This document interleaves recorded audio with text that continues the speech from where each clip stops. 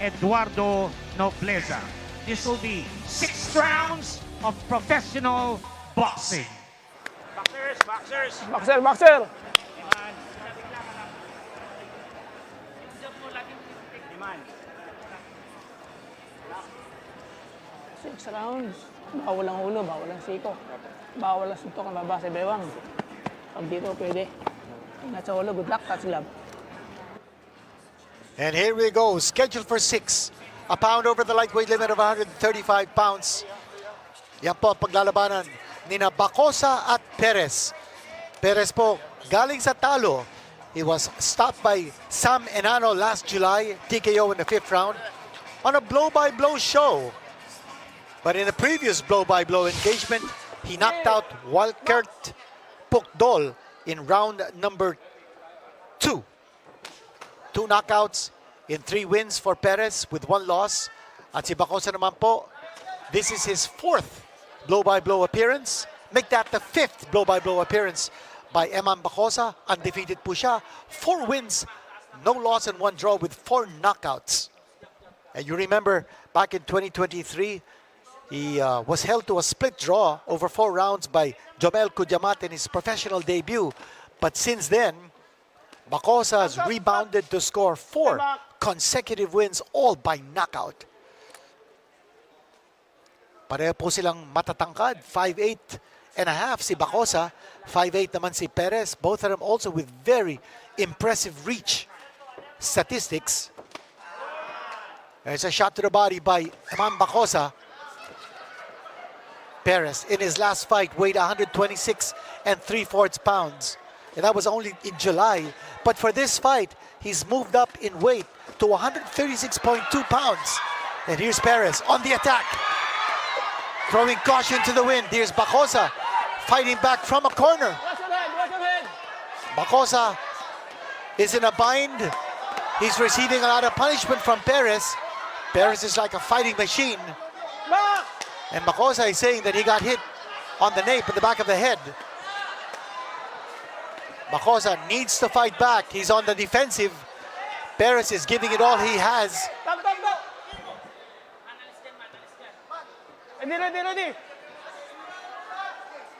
Perez, you know that he's got some power. 2 knockouts and 3 wins. But he's coming off a loss. Ito naman po si Bacosa. He comes charging in. Throwing that left jab. Another jab here by Bacosa, trying to set up the right hand. Here we go once more. It's now Bacosa on the attack. Nice head movement by Bacosa. And making Perez miss. There's another left jab coming from Bacosa. That's been a steady weapon para sa kanya. But he needs to set that up. He needs to set up the right hand with the left jab. Bacosa. Here he comes again, throwing that right hand. Binababa ni Bacosa yung dalawang kamay niya. That's a dangerous thing to do against Perez. Perez, very lanky, very gangly. A little bit of showmanship here by Emman Bacosa. And he's grinning. He's grinning at Perez. And there he goes, he unloads. Bacosa, again, he's grinning. What an embrace coming from Bacosa. It looks like he's having fun inside that ring.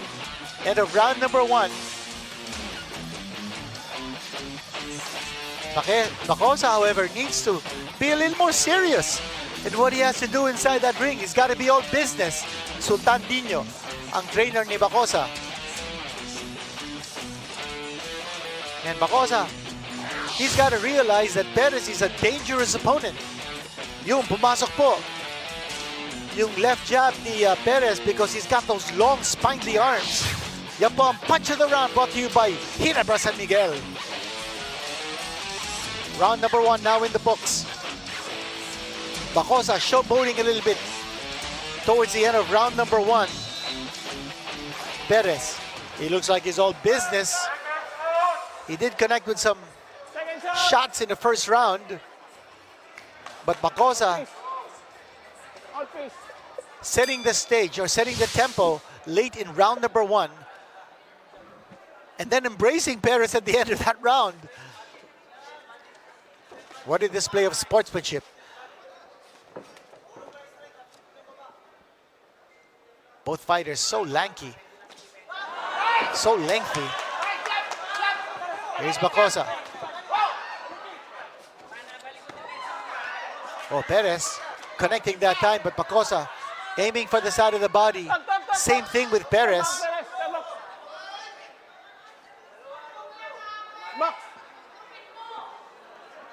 Bacosa telling Perez, stop hitting me in the back of the head. Left hand coming from Bacosa. Bacosa moving in, throwing that left jab. What about an alley shuffle coming from Perez? Both these guys are trying to grandstand each other out of the ring. A miss there by Perez. 1-2 combination coming from Bacosa. Ready?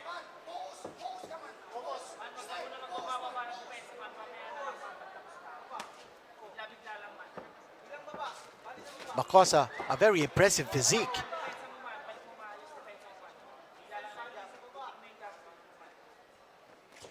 Solidly built. Perez just missing. He's not finding the mark. Bacosa moving in, but very cautiously. He seems to be comfortable fighting from a distance. Here comes Perez, coming back. And he was able to strike at Bacosa. Bacosa not able to fight back. Watch your head, watch your head.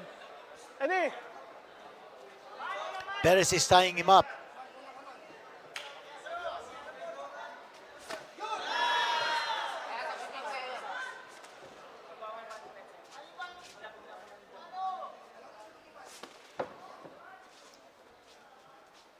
Perez with those long arms. Almost like tentacles. At si Bacosa naman, trying to narrow the gap. But Bacosa has to be careful with his defense. He's bringing down both his arms. Now both these fighters are going down.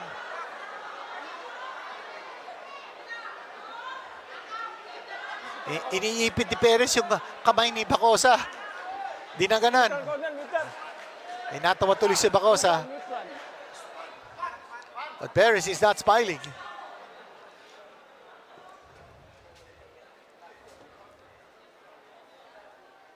Ready? And referee Box. Ed Nobleza telling the both fighters, 10 seconds. okay, continue the action. Neither fighter has been seriously hurt in this fight so far. Ay! And that's the end of round number 2.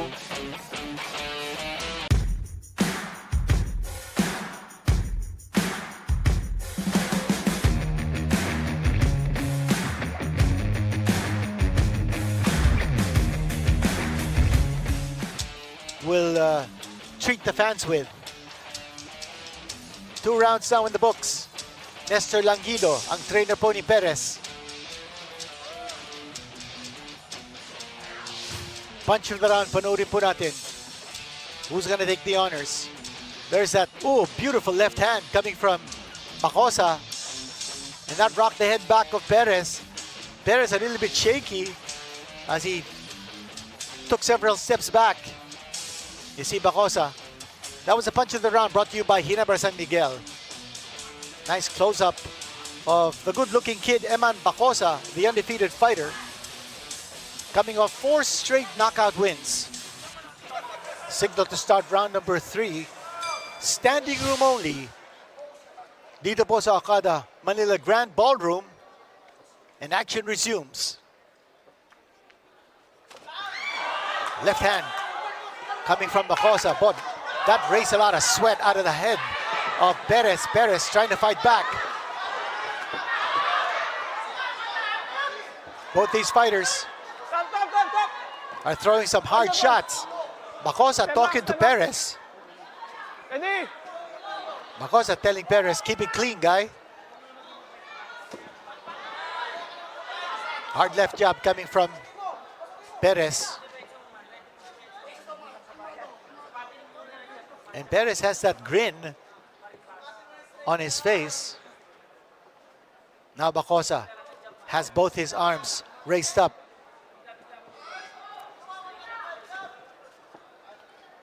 Parang tabingi yung ngiti ni Perez dito.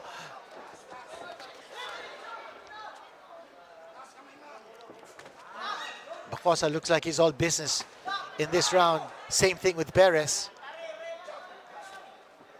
Enough showboating in the first 2 rounds. Now it's time to win this fight. Bacosa is determined, so is Perez.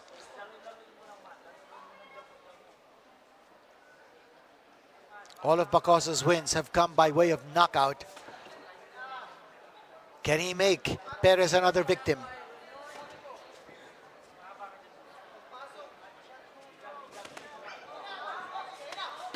Perez connecting with a 1-2 combination. Bacosa, he's grinning. And that time he unloaded. Wait! Hold the punch. Ready? Bacosa is having fun inside that ring. And I don't think Perez is. Tap, tap, tap. Bacosa's got to throw those combinations. He's got that nice left jab. He's rocked the head of Perez back with that left jab, but he's got to follow it up with a right. Watch your head, watch your head. Oh, that mouthpiece has flown out of the mouth of Perez. There's no mouthpiece now in the mouth of Perez. I saw that mouthpiece fly out. Nawala yung mouthpiece. And Bacosa's actually telling the referee, have that mouthpiece picked up. Ang bait naman ni Bacosa. Ordinarily, a fighter will just take advantage of an opponent without a gum shield and come charging in to inflict more damage on that unprotected mouth. Pero ang bait ni Bacosa, tinuro po sa referee kung nasaan yung mouthpiece. Lumipad outside of the ring. Here we go.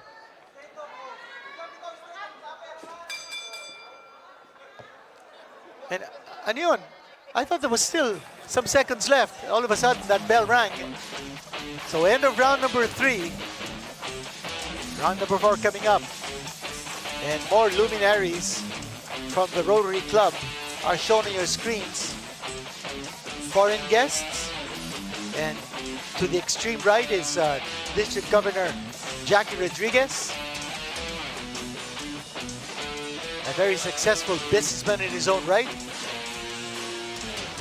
Mr. Rodriguez once played basketball for the De La Salle Green Archers team. At that time, the NCAA. Okada Manila Grand Ballroom in Parañaque City. As you see,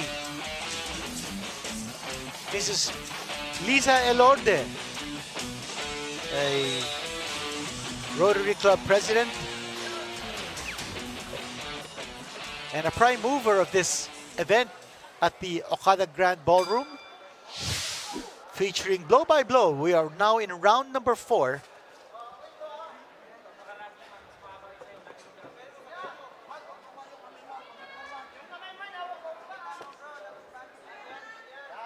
Perez trying to strike out with that left jab.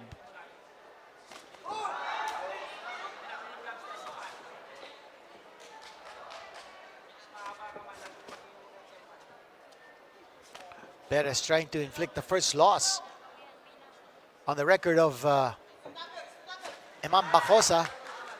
Left jab by Bacosa, and then coming back is Perez with the right hand.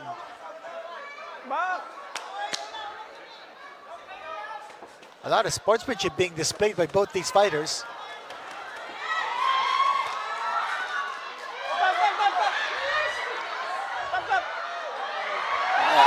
Perez, hinahalikan niya si Bacosa. Ano ba to? Ano ba to? Wow! Perez, hinalikan niya si Bacosa. Ano ba to? Pati si Bacosa napatawa. Sandali, laban ito. Timing. Ano ba yan? Masyado kasi mabait si Emman Bacosa. Kanya na-appreciate naman ni Perez yung ginagawa ni Bacosa. Yung hininto ni Bacosa yung laban kasi nawala yung mouthpiece ni Perez. You gotta appreciate that kind of love.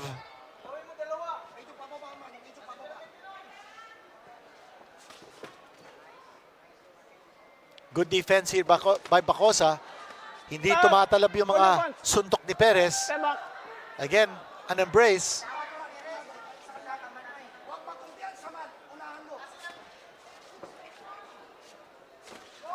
Namimiligro dito yung record ni Bacosa, the streak of consecutive knockout wins.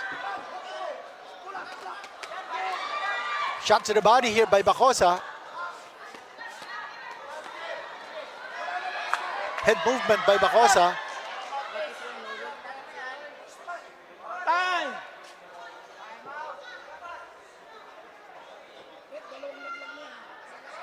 And it looks like the mouthpiece has again fallen out of the mouth. Now that deserves a warning. Pangalawa na, susunod, 20 boxing yan.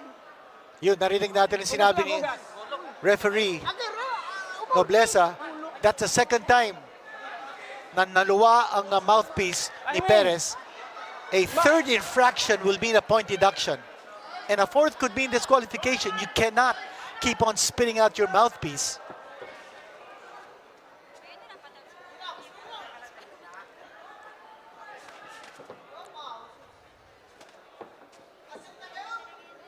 Perez, again with that wry grin, natabigin yung kanyang ngiti. Oh, Perez connecting that time with the right hand. Now Bacosa, I think he's mad.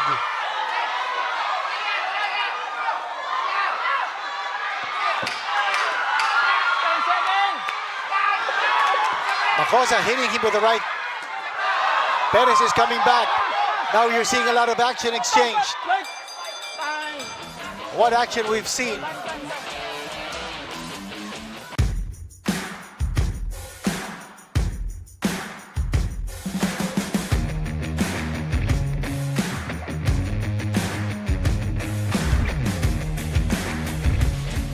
Natamaan to ng isang magandang kanan ni Bacosa, si Perez. Might have rocked Perez a little bit. There's Emman Bacosa, a close-up. Panurin po natin, punch it around. I don't know whether that right hand will be able to catch. Oh, the right hand of Perez, that connected. And then Bacosa trying to come back. He missed. And then he tries to come back once more. And the punch of the round brought to you by Ginebra San Miguel. A close-up of Rodelin Perez. Round number 5. Punto ka. No knockdown has been scored by either fighter. Emman Bacosa has scored 4 straight knockout wins entering this fight.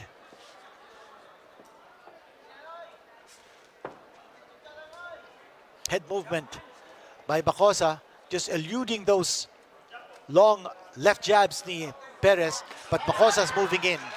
You see that he's narrowing the gap. Perez is trying to fend him off by striking first. Bacosa. Perez coming back. A little wild. But Bacosa's throwing caution to the wind. Now he's advancing. He's coming forward. Perez throwing those jabs to try to keep Emman Bacosa away. Side-to-side movement by Perez. He tries to come back.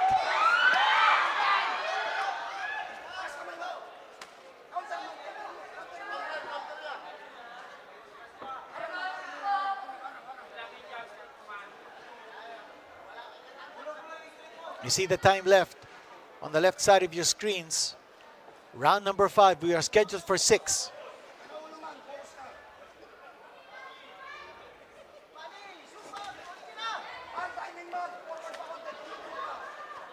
Left jab coming from Perez. Just enough to keep away from Emman Bacosa. Bacosa not able to launch a sustained attack.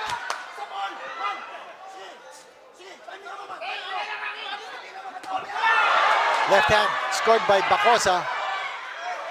Watch your head, watch your head. Madiin yun. Break. That was a telling shot Step back, Perez. scored by Bacosa.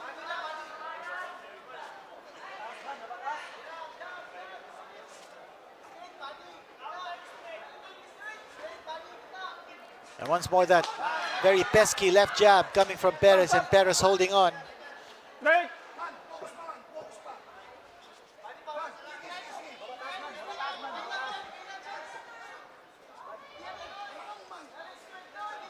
Perez has felt the sting of Bacosa's punches.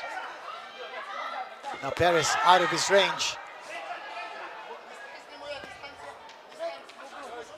Box.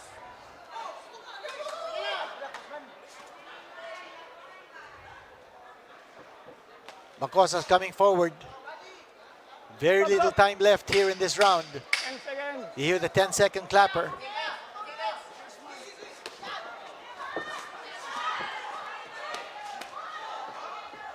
Time. That's the end of the round. And we've got one more round to go. And that streak of consecutive knockout wins by Emman Bacosa now in jeopardy. Nakikita natin si Rodelin Perez, and now you see Emman Bacosa getting instructions from both their corners. As you've got the round girl signaling that round number 6 is coming up. That's the last round of this contest. Mr. Dan Barrera, dito po sa Okada, Manila Grand Ballroom. We're filled with outstanding VIPs. A lot of dignitaries and special guests from all over the world, from the Rotary world. And here we go, round number 6. Ito na po ang last round natin. Touch glove, touch glove. Step back, ready. Ito na. At bakbakan. Last round. The outcome up in the air. This last round could decide kung sino po mananalo. A knockdown score by either fighter will be decisive.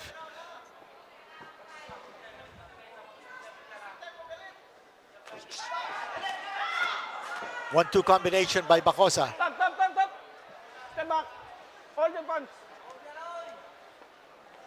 Ready.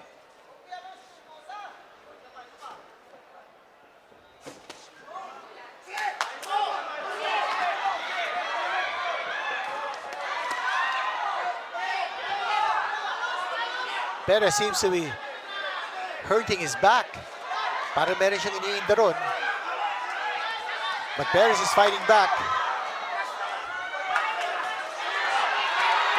Bacosa might have hurt the Perez. Perez is holding on. That mouthpiece is also about to be dislodged once more. Ito, kumakapit na. Si Perez might have gotten hurt. He's taking a step back. But he's fighting. He's retaliating. But Bacosa stalking his prey. Stop. Ito, wala nang ginawa si Perez kundi humawak.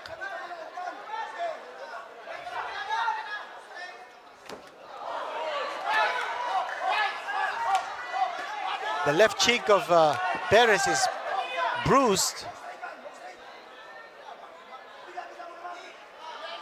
And puffy.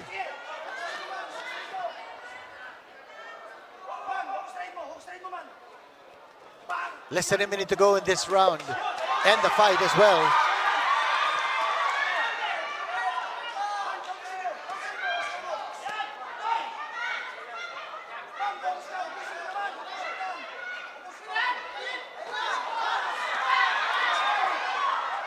And there's a nasty welt. Stop. Break. Hold your punch. Step back in one. Step back. And that's that left eye of Perez is closing very quickly. It's a bad bruise. Break. And he can hardly see from one eye. He's blinking badly. Time. And that's it. That's the end of the fight. And this will go to the scorecards. It's the first fight of Emman Bacosa that he might win on points. Of course, his very first fight as a professional went the distance. That was a 4-rounder. It went down to a split draw. Ngayon naman po, this has gone the distance, 6 rounds. And in our unofficial scorecard, Bacosa will have the edge. And you can see the face of Perez, that bad bruise underneath his left eye, a huge welt. And that damage inflicted by Bacosa. There's Perez, and you see that welt underneath his left eye. Emman Bacosa, he might have showboated a little bit too early in this fight. Just the same, he showed those flashes or moments of brilliance. Emman Bacosa, he showed his power. That right hand, that packs a lot of power. Niluwa ni Perez yung kanyang mouthpiece. Bacosa actually told the referee where to pick up the mouthpiece. And he stopped fighting to give a chance for Perez to put that gum shield back into his mouth. Very rare that you see an act of sportsmanship like that. You have to hand it to Emman Bacosa. And the ring announcer, Bobby Mandahar, just about to read out the decision of the judges. Here we go. VIPs in the ring and the announcement of the winner. Here we go. Ladies and gentlemen, after 6 rounds of boxing, here are the scores of the 3 judges. Judge Ortega scored it 57-57. Judge Garcia scored it 58-56, Bacosa. Judge Baluyot scored it 58-56. Winner by majority decision. Lamang ang may tapang, Emman Bacosa. And Emman Bacosa scored a victory by the majority decision. One judge had it a draw, 57-57, but I thought Bacosa did enough to earn that victory. So a majority decision has been announced, and Bacosa gaining the nod of 2 of the 3 judges.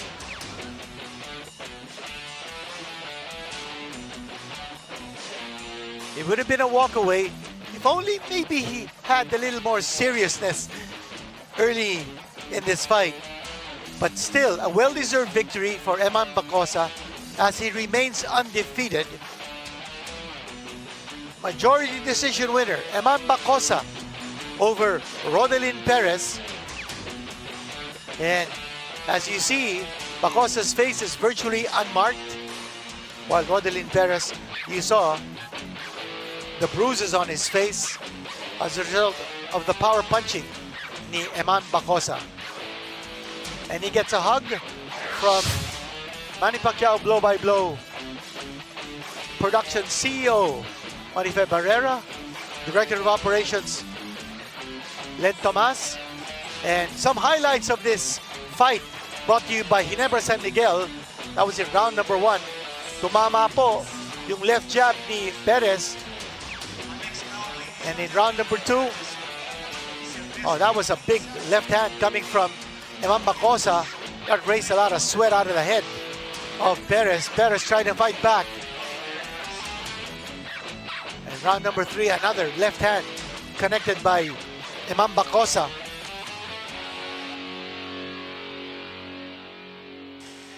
And in round number 4, some more action connected there by Perez, a left and right. Bacosa showboating a little bit and then connecting with the left hand.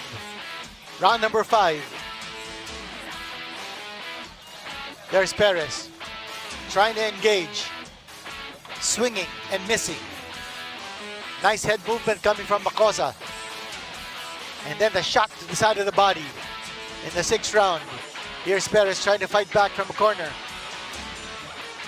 Bacosa landing. Bacosa stalking.